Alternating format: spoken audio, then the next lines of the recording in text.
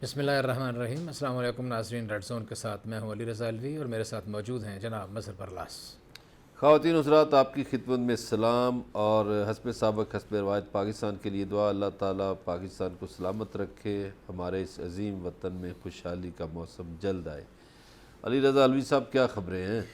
آج وفاقی کابینہ کا اجلاس تھا اور وفاقی کابینہ کے اجلاس میں یہ فیصلہ کیا گیا ہے کہ انٹرنیشنل فلائٹس کو مرحلہ وار بحال کیا جائے گا اور خاص طور پر خلیجی ممالک کو اولین ترجیح دی جائے گی، اور وہ لوگ جو بے روزگار ہو چکے ہیں اور بیرون ملک میں مقیم ہیں اور مشکل سے دوچار ہیں، ان کو وطن واپس لانے کے لیے ترجیحی بنیادوں پر کام کیا جائے گا اور اس کے بعد آہستہ آہستہ اس کو آگے توسیع دی جائے گی۔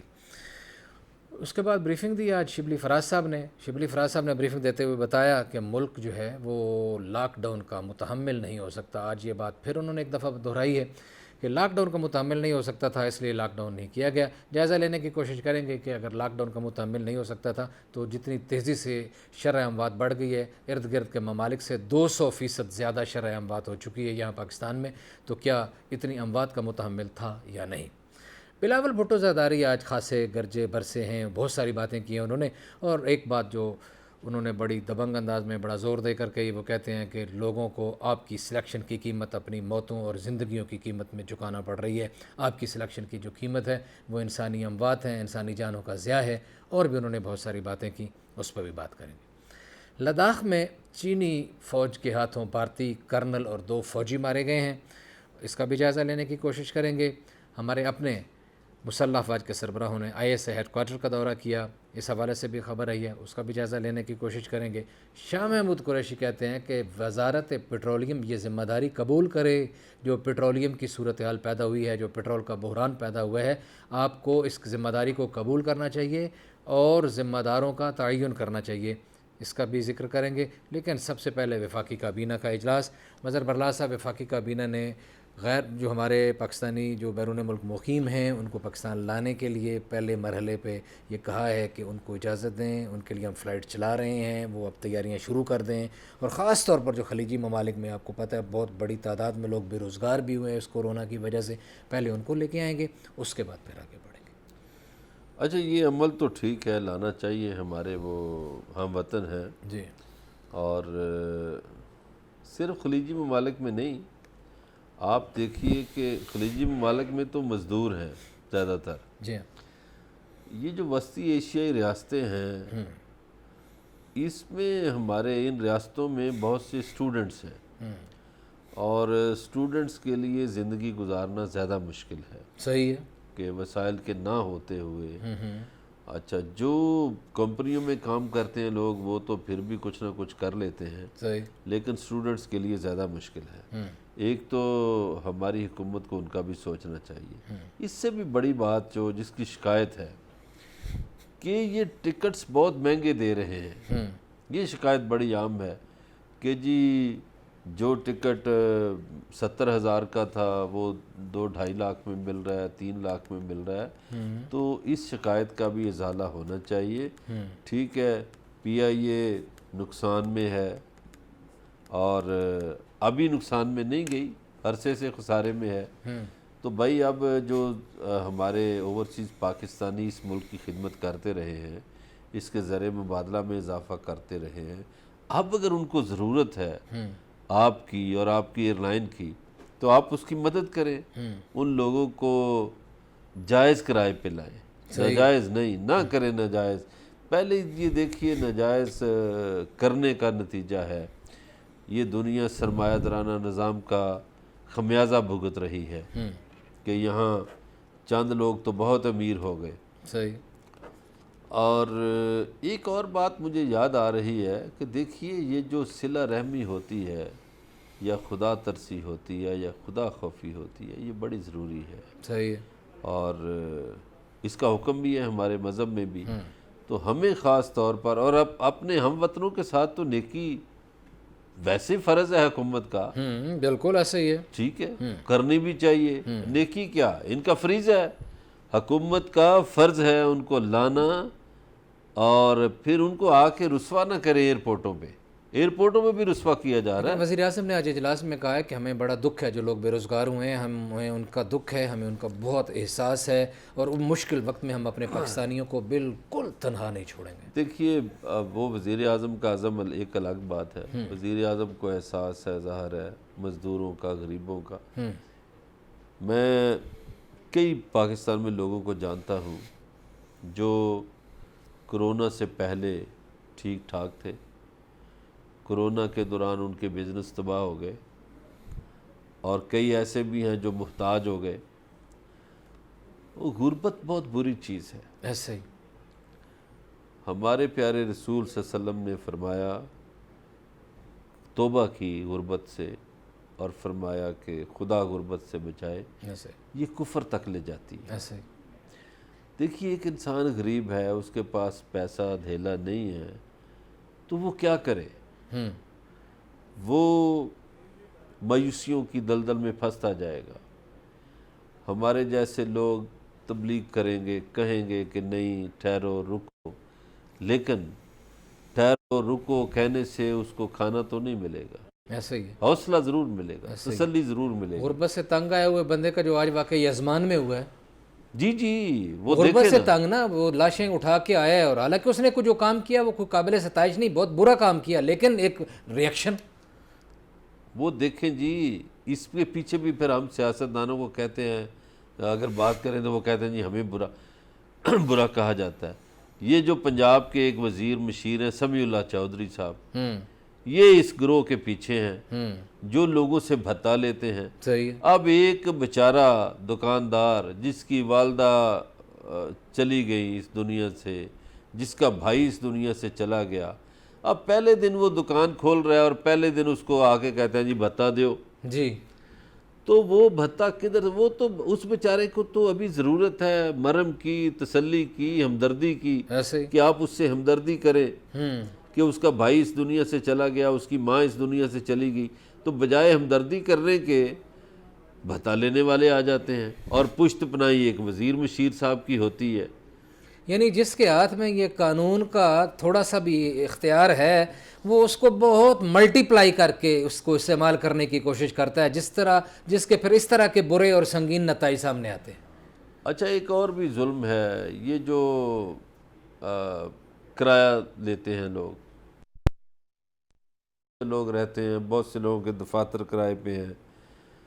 میں نے دیکھا ہے یعنی لوگوں کو روتے ہوئے ان مال کے مکان یا مال کے بلڈنگ کے ہاتھوں، مجبور لوگوں کو. اچھا یہ کرونا کا کوئی لحاظ نہیں کر رہے. وزیر اعظم کو چاہیے اس پہ بھی کچھ کریں، کچھ ان بلڈنگ کے مالکان کو سمجھائیں. اور علی رضا صاحب ایک سادہ سی بات ہے، یہ مال متاع ادھر ہی تو رہ جانا ہے، کون سا لے کے جانا ہے قبر میں؟ یہ جو بلڈنگوں کے مالک ہیں، جائیدادوں کے مالک ہیں یا گھروں کے مالک ہیں، یہ سوچتے نہیں. مظہر برلا صاحب اگر آپ برا نہ منائیں، اور میں اگر آپ سے اپنی جان کی حفاظت کی یقین دہانی پہ ایک سوال کر لوں. نہیں میں کون سا خنجر لے کے نہیں بیٹھا خنجر ہوں؟ آپ لے کے نہیں بیٹھے، لیکن آپ بہت ناراض ہو جاتے ہیں نا پھر جب میں یہ بات کرتا ہوں.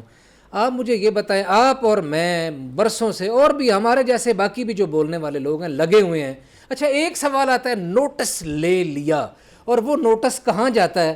ہم نے بات کی پچھلے دنوں میں پرائیویٹ سکول جس طرح لوٹ مار کر رہے ہیں، بچے گھروں میں بیٹھے ہیں، واچر بھی آ رہے ہیں. ابھی آپ یہ کرایہ داروں کی بات کر رہے ہیں، معاملہ اسی طرح. پیٹرول کی بات کی، نوٹس لے لیا، پیٹرول کوئی نہیں مل رہا. دوائیاں بک رہی ہیں مہنگے داموں، ٹیکے بک رہے ہیں، اس کی بھی ہم نے بات کی کہ 55,000 کا ٹیکہ 1,40,50,000 تک بک رہا ہے. نوٹس لے لیا. آج ظفر مرزا کہتے ہیں نہیں چھوڑیں گے، نوٹس لے لیں گے، سختی کریں گے. کب کریں گے؟ یہ تسلی دیتے ہیں صرف. نوٹس کا مطلب ہوتا ہے جی یا کمیٹی بن گئی، اس کا مطلب ہے کمیٹی پہ گئی. بالکل. اچھا نوٹس لے لیا کا مطلب ہے کچھ نہیں ہوگا. جنہوں نے کچھ کرنا ہوتا ہے نا، وہ وہیں گردن اتارتے ہیں. ایک سنیے، یہ واقعات یاد آ جاتے ہیں علی رضا الوی صاحب، کیا. ایک تو میں مثال دینا چاہتا ہوں، یہ آپ کے پاس ہی سپر مارکیٹ ہے، جناح سپر ہے. اچھا جناح سپر میں میرے ایک دوست کا آفس ہے. آفس پچھلے 4 مہینے سے بند ہے. لیکن کرائے والا جو ہے وہ صاحب آ جاتا ہے جی وہ تو مر گئے، اور ایک بندہ نہیں 10-15 بندوں کی فورس آ جاتی ہے کہ نہیں جی نہیں ہم نے کرایہ لے کے جانا ہے۔ ایسے ہی اسی طرح باقی دفاتر کا حال ہے بھائی، جب بلڈنگ ہی نہیں کھلی، دفتر ہی نہیں کھلے، کاروبار ہی بند ہیں، کرایہ آپ کو کدھر سے دے؟ اب اس میں ایک اور بات اچھا یہ جو نوٹس لینے والی بات ہے، یہ ظفر مرزا صاحب سے پوچھے نا کہ دوائیاں اتنی مہنگی ہو گئی ہیں، جی آپ کیا کر رہے ہیں؟ آپ کا یہ ادارہ ڈریپ کیا کر رہا ہے؟ دوائی پاکستان میں جعلی بھی بہت تیار ہوتی ہے۔ بالکل ایسے ہی ہے۔ مجھے ایک واقعہ یہ یاد آ رہا ہے کہ یہ جو ساؤتھ امریکہ کے ایک ملک میں چھوٹے ملک میں جی جی ایک سیرپ تیار ہو کے جاتا ہے چائنا سے،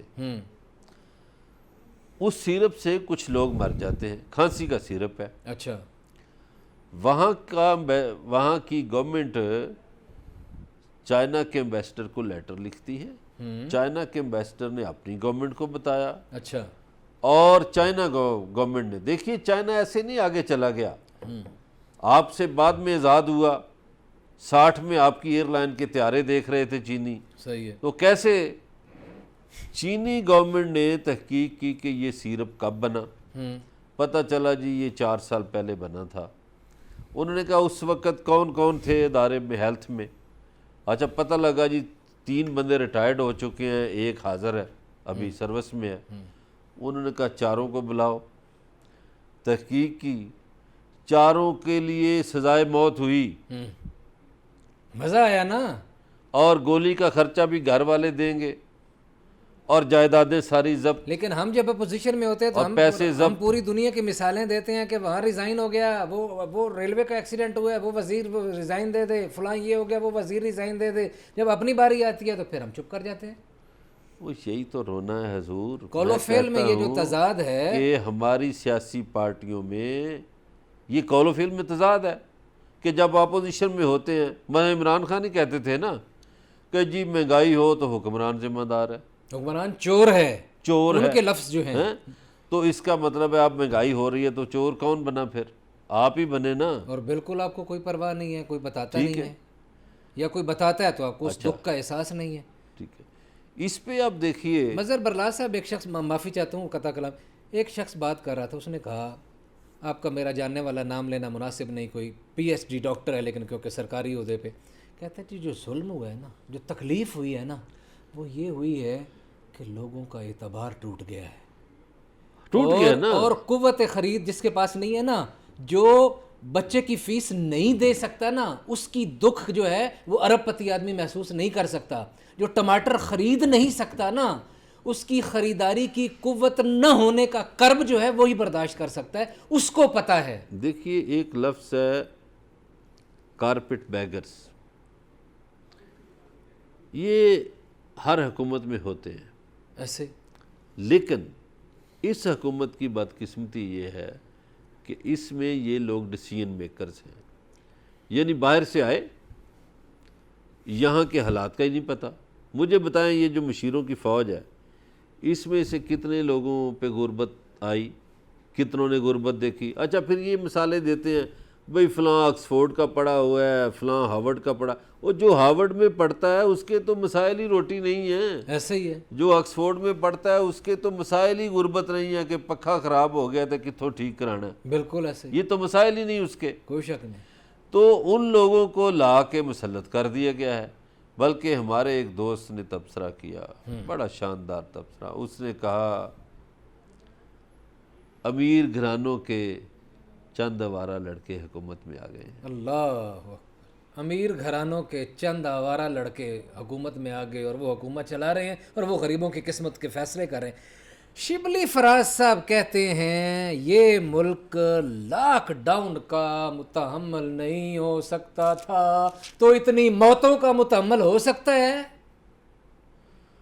اچھا جی، اللہ تعالیٰ اموات سے بچائے، لیکن بات آپ کی ٹھیک ہے، جو امپیریل کالج لندن سے رپورٹ آئی ہے اس کے مطابق وہ تو بڑی خطرناک ہے، جو پاکستان کے حوالے سے انہوں نے فگرز دیے ہیں۔ جی جی، انہوں نے کہا ہے کہ اگست میں، جولائی کے اینڈ میں اور اگست میں پاکستان میں ایسا اللہ نہ کرے ایسا دن آئے، لیکن وہ رپورٹ ہے، ہم وہ تو بیان کر رہے ہیں، ظاہر ہے، اس لیے تو میں نے ہماری دعا اس کے ہم نے خلاف تو ہے۔ نہیں لکھی وہ رپورٹ، ہم تو پبلک کو بتا رہے ہیں نا، ایک جو بات آئی ہے۔ انہوں نے کہا ہے کہ پاکستان میں ایسے دن بھی آئیں گے اگست کے شروع میں، ایک دن میں 80 ہزار اموات ہوں گی۔ استغفر اللہ، 80 ہزار اموات ہوں گی جی ہاں، یہ رپورٹ وہ دنیا کے مختلف ملکوں کے بارے میں لکھ رہے ہیں، شائع کر رہے ہیں، بتا رہے ہیں۔ تو پاکستان کے بارے میں یہ رپورٹ پڑھ کے بڑا دکھ بھی ہوا، اور کہیں لکھا ہے 78 ہزار اموات ہوں گی، 80 ہزار ہوں گی، یعنی ابو 70 جو اموات ہوں گی۔ ایک بندے نے یہ سارا جو ہے نا کام، اس کی سارا الزام مراد علی شاہ پہ ڈالا ہے۔ وہ کیوں؟ وہ کہتے ہیں یہ ساری غلطی مراد علی شاہ کی ہے، اس کو پہلے دن کہنا چاہیے تھا لاک ڈاؤن بالکل نہیں کرنا، انہوں نے فوراً کر دینا تھا۔ وہ کہتا تھا لاک ڈاؤن کرو، انہوں نے کہا کیونکہ وہ کہہ رہا ہے اس لیے ہم نے نہیں کرنا۔ یہ سارا ذمہ دار وہ ہے۔ دیکھیے، ہمیں سچ بولنا، کیونکہ پالیسی تو یہی چل رہی ہے نا کہ ایک دوسرے کے خلاف ہی بات کرنی ہے۔ مجھے ایک وفاقی حکومت کے اعلیٰ ترین افسر نے یہ بتایا، اس نے کہا کہ مراد علی شاہ سے تو یہ سیکھ رہے ہیں۔ وہی نا، بالکل ایسے ہی۔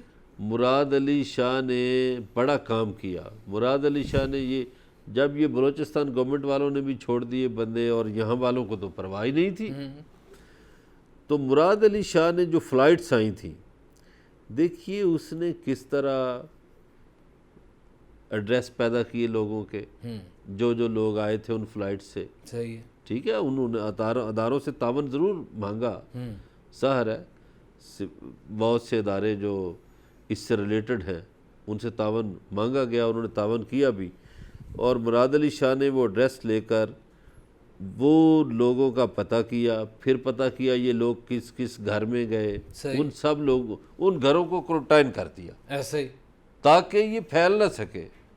بس جب آپ کا ہیلتھ سسٹم اس قابل نہیں ہے تو آپ اس کو سلو تو کر سکتے ہیں، سلو کر سکتے ہیں، لیکن ہم نے سلو کرنے کی بجائے اس طرح کا انداز اپنایا ہے کہ یہ اتنا تیز ہو گیا ہے کہ اب اللہ ہی وارث ہے۔ اور جس طرح کی انٹرنیشنل رپورٹس آ رہی ہیں، ہم تو چاہتے ہیں اللہ کرے ایسا بالکل نہ ہو۔ بات چیت کا سلسلہ جاری ہے، ہمارے ساتھ رہیے گا، ملتے ہیں ایک بریک کے بعد۔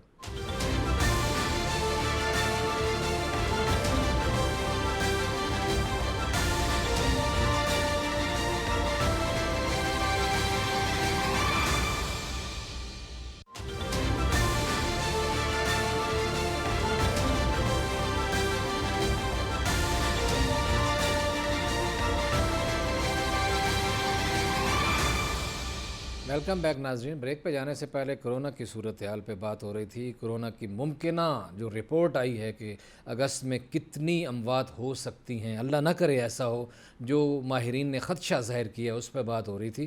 اور یہ بھی بات ہو رہی تھی کہ یہ تو ہے کہ ملک لاک ڈاؤن کا بالکل متحمل نہیں ہے، لیکن کیا ہمارا نظام صحت اتنی اموات کا، اتنے بیماروں کا متحمل ہے؟ پھر وہی حضور گزارش یہ ہے کہ جب یہ مارچ میں باتیں شروع ہوئیں کرونا کی ہمارے ہاں، تو میں نے اسی پروگرام میں بات کی تھی کہ امریکن ماہرین جو ہیں وہ کہتے ہیں کہ دنیا میں 3 سے 4 کروڑ لوگ مر جائیں گے۔ صحیح۔ جبکہ میرا اندازہ یہ ہے، جو بھی میں کچھ لوگوں سے ملتا ہوں جو علم الادات کے کچھ ماہرین ہیں، میرا اندازہ یہ ہے، یا ان کا مجھے جو بتانے والے ہیں ان کا اندازہ ہے کہ نہیں، 1.25 کروڑ سے 1.5 کروڑ انسان جو ہیں دنیا میں سے چلے جائیں گے کرونا کے باعث۔ 1.25 کروڑ سے 1.5 کروڑ لوگ مر جائیں گے۔ اچھا، جو جے پور میں چیئر ہے انڈیا میں، وہاں آپ کو پتہ ہے ہندو تو بڑے اس پہ یقین رکھتے ہیں، جوتش پہ، نجوم پہ، ایسٹرالوجی۔ ٹھیک ہے، انہوں نے بتایا ہے مودی کو کہ مودی جی 20 سے 25 لاکھ انڈین چلے جائیں گے، نہیں رہیں گے کرونا سے۔ اچھا، اب اس میں جو لاک ڈاؤن ہے نا، اس میں بھی 2 طرح کی تھیوریز آ رہی ہیں۔ جن ملکوں نے لاک ڈاؤن کیا، اچھا چائنا والوں نے تو بڑا شاندار کر لیا ووہان میں، نیوزی لینڈ والوں نے بڑا شاندار کر لیا، لیکن کئی ملکوں میں ہوا بھی تو الٹا اس کا نقصان ہو گیا، جیسے انڈیا میں بہت سخت لاک ڈاؤن ہوا۔ اور انڈیا میں لوگوں کو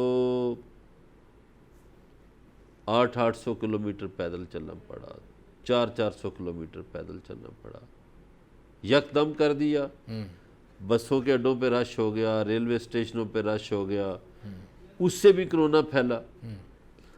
اور مودی سرکار نے چند دن پہلے ہاتھ کھڑے کر دیے ان کے ہیلتھ ڈپارٹمنٹ میں کہ نہیں سرکار، 1.5 بسوں کم باہر ہے۔ اچھا، جو ترقی یافتہ ممالک ہیں ان کا بھی ہیلتھ سسٹم جواب دے گیا۔ مگر اٹلی والے نے تو یہ کہا کہ میری آنکھ میں آنسو ہے، میں آسمان کی طرف ہی دیکھ رہا ہوں، اللہ ہی ہے کوئی رحم کرے۔ ایسے ہی ٹھیک ہے، صحیح ہے۔ اچھا، امریکیوں میں ٹرمپ صاحب پہلے تو مذاق سمجھتے رہے جی، اور انہوں نے چائنا کو ٹارگٹ کیا ہوا تھا، چائنیز وائرس ہے، چائنیز وائرس ہے، اور بعد میں جب سیریسنس ہونے لگی تو پتہ چلا کہ نہیں، امریکی تو مرتے جا رہے ہیں۔ تو مگر انہوں نے بھی کچھ دن لاک ڈاؤن کر کے کھول دیا۔ اب مصیبت یہ ہے، یہ اس سارے کتھا کہانی میں، صحیح کہ لاک ڈاؤن کریں تو معیشت مرتی ہے، معیشت کو بچائیں تو بندے مرتے ہیں۔ جی، تو اس درمیان میں سے کوئی رستہ نکالنا ہے۔ اب درمیان میں سے جو رستہ نکالنا ہے وہ ہم نے آپ کو وقفے سے پہلے بتایا، اپنے ناظرین کو، کہ اس کو سلو کیا جا سکتا ہے تاکہ آپ کا ہیلتھ سسٹم بھی قائم رہے، آپ کی معیشت بھی قائم نہیں، رہے۔ یہ کہتے ہیں کہ شاید اس کا حل جو ہے وہ سمارٹ لاک ڈاؤن ہے۔ اب مجھے یہ نہیں پتہ یہ لاک ڈاؤن سمارٹ کیسے ہے، یہ سمارٹنس عوام کے ساتھ ہے یا لاک ڈاؤن کے ساتھ ہے یا بزنس کے ساتھ ہے یا بیماری کے ساتھ ہے یا کرونا کے ساتھ ہے، یہ سمارٹنس کس کے ساتھ ہے؟ یہ سمارٹ لاک ڈاؤن کہتے ہیں کہ بھائی ایک تو یہ کہ احتیاط کرو، دوسرا یہ سمارٹ لاک ڈاؤن کا مطلب یہ لیتے ہیں کہ جو ایریا افیکٹڈ ہے اس کو پکڑ لیں، جس اس کو گلی بند کر میں دیں۔ جس گلی میں مریض ہیں اس گلی کو بند کر دو، اس گھر کو بند کر دو، باقی محلہ کھلا رکھو۔ اب یہ لاہور میں کئی محلوں کو بند کر رہے ہیں، پورے محلے بند کر رہے ہیں۔ ایسا ہی ہے۔ لیکن کل جو پنجاب کے وزیر ہیں اطلاعات کے، فیاض چوہان، ان کا کہنا تھا کہ یہ صرف لاہور میں نہیں ہو رہا، باقی شہروں میں بھی ہم کر رہے ہیں۔ ایسے ہی۔ تو اگر اس لاک ڈاؤن پہ پہلے چلے جاتے، دیکھیے تباہی اتنی نہ پھیلتی نا جو بھی پھیل چکی ہے۔ نہیں سرکار، ہم نے بحیثیت قوم اس کا مقابلہ نہیں کیا، ہمیں ماننا چاہیے۔ ایسا ہی ہے ایران میں کیوں نہیں بڑھ سکے؟ بھائی انہوں نے ایک شہر سے دوسرے شہر میں نہیں جانے دیا۔ ہاں، انہوں نے پھر اور کیا کیا؟ انہوں نے اپنی پوری قوم کا ٹیسٹ کیا، خود گھر بیٹھ کے، وہاں سے بیٹھے ہوئے دوست بتاتے ہیں کہ خود 3 دفعہ وزارت صحت کے عملے کے فون آتے تھے، آپ کے ٹیسٹ ہو گیا ہے جی، اب یہ ہوا ہے، آپ کے گھر میں کھانسی تو نہیں ہے، نزلہ تو نہیں ہے، بخار تو نہیں ہے۔ ہاں، تو ان کی رپورٹیں آپ کے ملک جیسی بھی تو نہیں تھی نا کہ ادھر نیگیٹو ادھر پازیٹو۔ ایسے ہی ہے۔ ٹھیک ہے، ایک ہی بندے کی رپورٹ ہے، بھئی 1 منٹ میں کیسے نیگیٹو ہو جاتی ہے اور 1 پھر میں سوال یہ کروں گا کہ وہ ملک جو اتنی، چلیں جی چائنا ترقی یافتہ، امریکہ ترقی یافتہ، نیوزی انہوں لینڈ نے اور کیا کیا؟ اچھا سن تو لیجئے حضور، انہوں نے قرنطینہ شہر بنائے۔ ہمارے پاس تو ابھی یہ اناؤنسمنٹ ہوتی ہے، وہ جی 1000 بیڈ ہم ادھر لگا رہے ہیں، وہ 1000 بیڈ سے کیا بنتا ہے بابا؟ اس قوم نے، ایرانیوں نے قرنطینہ شہر بنائے پورے کے پورے، اور جو افیکٹڈ لوگ تھے انہیں وہاں شفٹ کر دیا، باقی پورا ملک ٹھیک ہو گیا۔ بالکل صحیح۔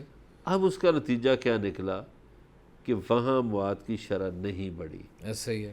وہاں کورونا پھیلنے سے بھی نہیں بڑھا، نہیں پھیل سکا۔ صحیح ہے، ٹھیک ہے، بالکل صحیح ہے۔ ہمارے ہاں وفاق کی پالیسی اور تھی، سندھ کی پالیسی اور تھی، بلوچستان کی اور تھی، پنجاب کی اور تھی، ہمارے ہاں تو ایک پالیسی اختیار ہی نہیں کی گئی۔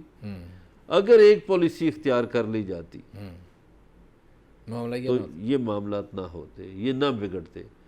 ابھی آپ لوگ کرونا سے فارغ نہیں ہوئے، کرونا آپ کے ہاں پھیلتا جا رہا ہے، اور ٹڈی دل نے بھی حملہ کر دیا، جس کا اشارہ آج بلاول بھٹو زرداری نے کیا ہے کہ یہ بجٹ تو ٹڈی دل اور اس کا مقابلہ نہیں کر سکتا کرونا کا، جو آپ نے کیا ہے اور جتنا آپ نے صحت کے لیے رکھا ہے، اور ابھی بھی جو صورتحال ہے۔ اچھا، یہ بلاول بھٹو زرداری پہلے یہ سلیکٹڈ وزیر اعظم کہنا چھوڑ گئے تھے، آج کل پھر کچھ عرصے سے یہی ڈکشن وہ بھی، اور ان کے جو ظاہرہ پالیسی لائن ہوگی پارٹی کی، پھر یہ شروع کی ہے، اور آج بھی انہوں نے یہ کہا ہے کہ آپ کی سلیکشن کی قیمت لوگوں کی جانیں ہیں، لوگوں کی اموات ہیں. کیا وجہ؟ بڑے غصے میں لگتے ہیں بلاول بھٹو. بلاول بھٹو غصے میں تو شاید آج انہوں نے اس لیے بھی اظہار کیا کہ آپ کو پتہ ہے وزیر اعظم ادھر جا رہے ہیں سندھ، کل وہ ہوں گے لاڑکانہ میں، اور لاڑکانہ میں انہوں نے 1-2 اجلاس بھی رکھے ہوئے ہیں. صحیح ہے. سندھ کی جو پی ٹی آئی کی قیادت ہے اس سے بھی مل رہے ہیں. تو لاڑکانہ میں تو جو بھی جائے تو بلاول کو تو اچھا نہیں لگے گا. صحیح ہے. ٹھیک ہے یا نہیں؟ تو وہ زیادہ میرا خیال مسائل اس لیے ہیں. پھر ان کے جو اپوزیشن لیڈر ہیں کراچی میں سندھ اسمبلی میں، انہوں نے بھی بڑی بھرپور پریس کانفرنس کی ہے سندھ کے بجٹ کے خلاف. تو سندھ میں اپوزیشن ہے پی ٹی آئی. اب پی ٹی آئی دو طرفہ 3 طرفہ پٹ رہی. پتہ کیسے؟ اس پہ تنقید کرنے والے کیوں زیادہ ہیں؟ سندھ میں اپوزیشن ہے پی ٹی آئی، لہذا پیپلز پارٹی اور پی ٹی آئی کا میچ پڑا رہتا ہے. صحیح ہے.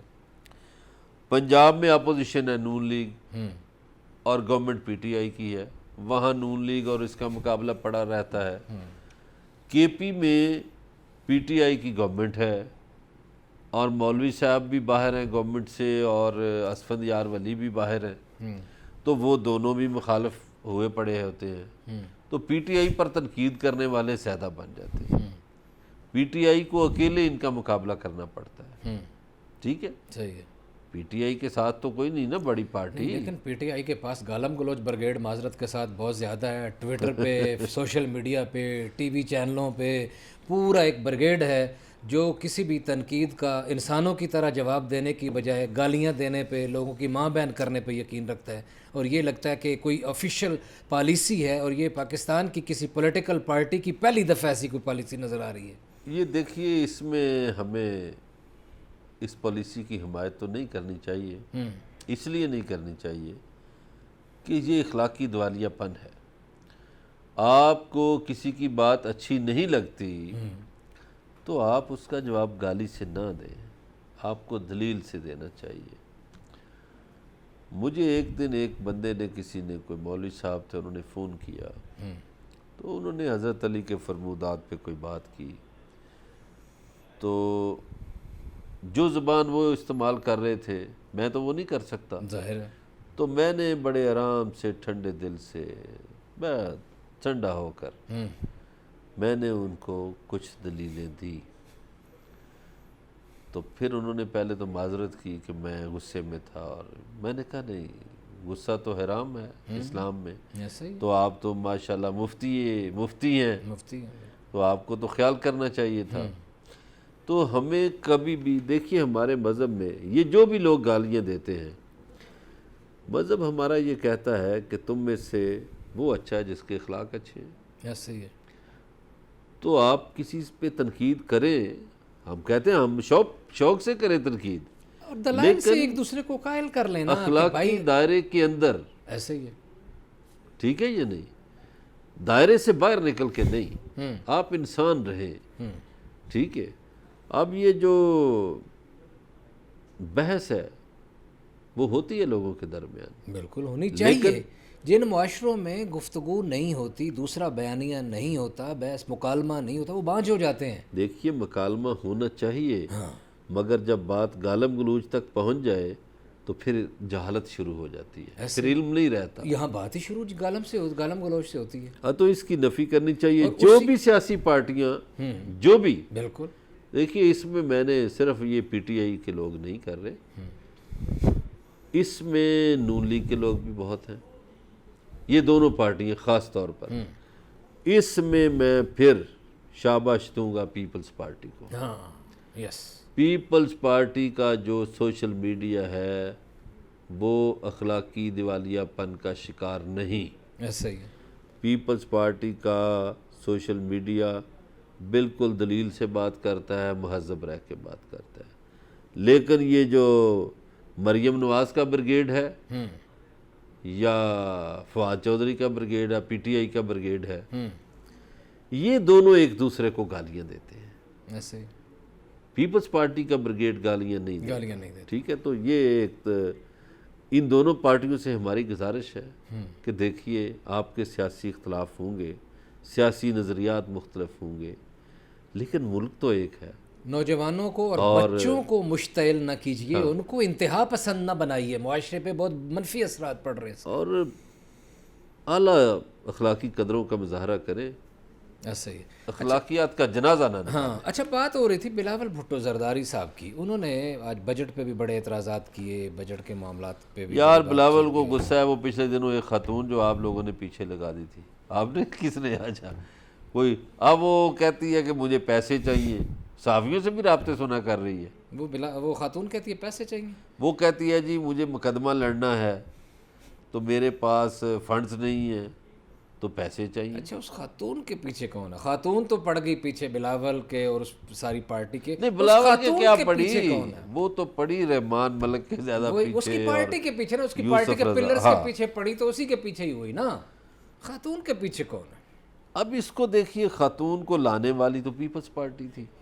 جی جی بالکل صحیح. لایا تو پیپلز پارٹی نے، ہائر کیا اس کو، ہیلتھ منسٹری میں جاب شاپ دی بڑی اچھی. چلیں ٹھیک ہے، پتہ کرتے ہیں کہ اس خاتون کے پیچھے کون ہے. بات چیت کا سلسلہ جاری ہے، ہمارے ساتھ رہیے گا. ملتے ہیں ایک بریک کے بعد.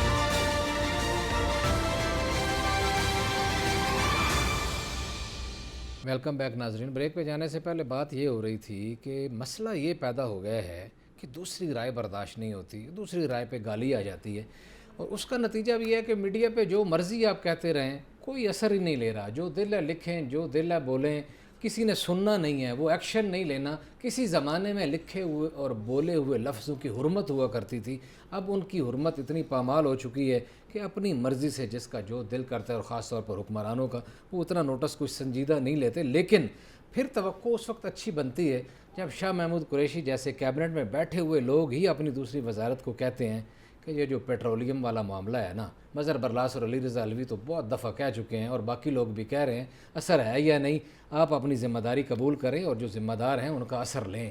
یار شاہ محمود قریشی صاحب نے کوئی مہربانی فرمائی ہے، ہمارا نام انہوں نے نہیں لیا، یہ علامتی طور پہ میں نے بات کی ہے، لیکن انہوں نے یہ کہا ہے کہ وزارت پیٹرولیم کو چاہیے کہ ذمہ داروں کا تعین کرے اور اپنی ناکامی کا اعتراف کرے. نہیں ذمہ داروں کا تعین کیا، بڑے بڑے مگرمچھ بیٹھے ہوئے ہیں، حکومت میں بیٹھے ہوئے ہیں، اور اب کیا کریں. یہ دیکھیں شاہ محمود قریشی صاحب بھی اب جو گونگلوں تو مٹی جاڑ رہے ہیں ویسے. جی جی پتہ کیوں؟ جی جی جنہوں نے ڈاکہ مارنا تھا مار لیا، موجیں کر لی، انہوں نے نوٹ چھاپ لی، اربوں روپے چھاپ لیے، اربوں روپے چھاپ لیے.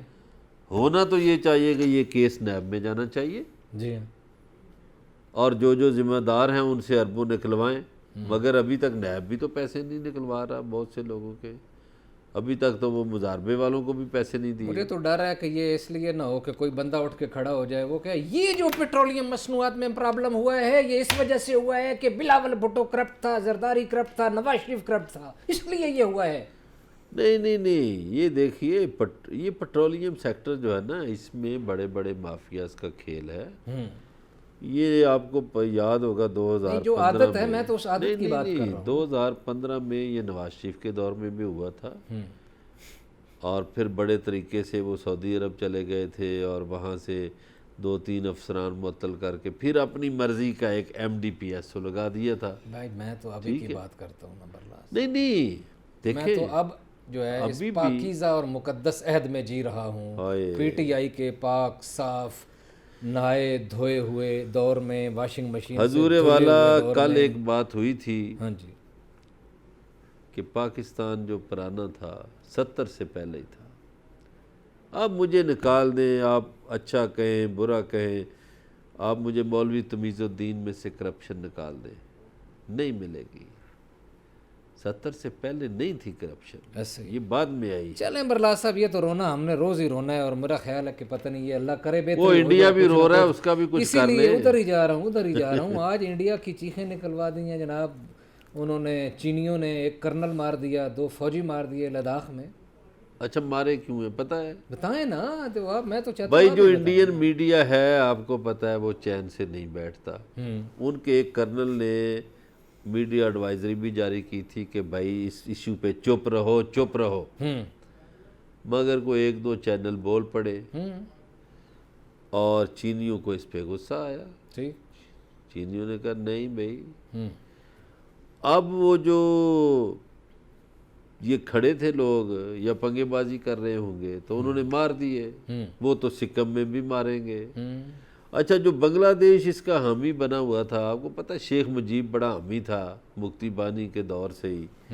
تو اس کی بیٹی جو حسینہ واجد، یہ بھی مودی کے بڑے چرچے تھے اس کے ہاں. چند سال پہلے یا 2 سال پہلے بنگلہ دیش نے ایک دفاعی معاہدہ کیا چین کے ساتھ اور اپنی ایک بندرگاہ بھی دے دی، اور اس کے علاوہ کیا دیا؟ اس کے علاوہ اپنا ایک علاقہ دے دیا کہ اس میں آپ صنعتیں لگا دیں. تو بنگلہ دیش ہو گیا باؤنڈ چائنا کے ساتھ، نیپال باؤنڈ ہو گیا چائنا کے ساتھ، بھوٹان باؤنڈ ہو گیا چائنا کے ایک ساتھ، منٹ ہے ہمارے پاس. میانمار والوں نے بھی اپنی بندرگاہ دے دی چائنا کو. اب انڈیا کے اندر جو مسئلہ بنا ہوا ہے نا، اندرونی خانہ جنگی تو ہے ہی، جو ان کی جو ہائی فائی لوگ ہیں جو فیصلے کرتے ہیں وہاں مسئلہ بنا ہوا ہے. صحیح. وہاں اجیت کمار دوول کی اور بپن راوت کی لڑائی ہوئی ہے. صحیح ہے. کہ وہ کہتا تم ٹھیک نہیں، وہ کہتا تم ٹھیک نہیں، تمہاری وجہ سے یہ ہوا، تمہاری وجہ سے یہ ہوا. نیپال کیسے کھڑا ہو گیا؟ نیپال نے بھی ہمارے بندے مار دیے، چائنا نے بھی قبضہ کر لیا، بھوٹان بھی آنکھیں دکھا رہا ہے، بنگلہ دیش بھی آنکھیں دکھا رہا ہے، پاکستانی بھی باتیں کرتے ہیں. تو انڈیا گیا ہے پھنس. اچھا. اور اندرونی جو معاملات ہیں وہ بڑے خراب ہو گئے. اچھا اس میں بھی 2 خبریں آئی ہیں. ایک خبر تو آئی ہے نا جی کہ فائرنگ کا تبادلہ ہوا ہے، تو وہاں خود انڈیا والے کہہ رہے ہیں کوئی فائرنگ نہیں ہوئی، لگتا ہے وہ اس طرح کوئی کام ہوا ہے. وہ تو پہلے بھی ہوا تھا اسی طرح کام. وہ تو پہلے بھی بغیر بندوقوں کے انہوں نے مارا تھا ان کو.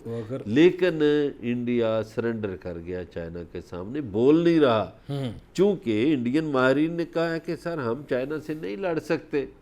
اب امریکن دفاعی ماہرین نے بھی کہہ دیا ٹرمپ کو کہ ہم چائنا سے نہیں لڑ سکتے. صحیح ہے، بالکل صحیح. بھائی چائنا کے پاس پتہ نہیں کیا ہے. ظاہر ہے نہیں جو چائنا کے پاس، تو آپ کو تو پتہ ہی ہے برلاس صاحب، چائنا کے پاس جو طاقت ہے وہ یقیناً بھارت کو پتہ ہے کہ یہ ارد گرد آنکھیں دکھانے کی کوشش کروں تو کروں، چائنا کو آنکھیں دکھانا اتنا آسان نہیں ہے. ناظرین آج اتنا ہی، کل آپ سے پھر ملاقات ہوگی. اپنا خیال رکھیے گا. اللہ نگہبان.